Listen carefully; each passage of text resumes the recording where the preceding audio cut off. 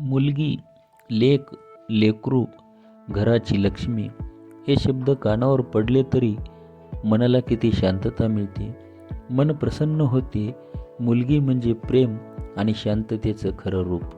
मुलगी म्हणजे आकाशातील लुकलुकणारी चांदणी जी सतत चमकत राहते.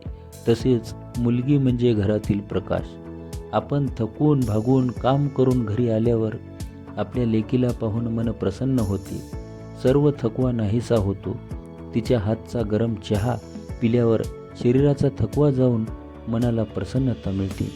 मुलगी आईवडिलांना समजून घेते, त्यांच्या भावना जपते आणि त्यांची काळजी घेते. सर्वात जवळची आणि सर्वात जिवलग जी मायबापासाठी जी असते ती खरी मुलगी म्हणजे आपली लेक असते.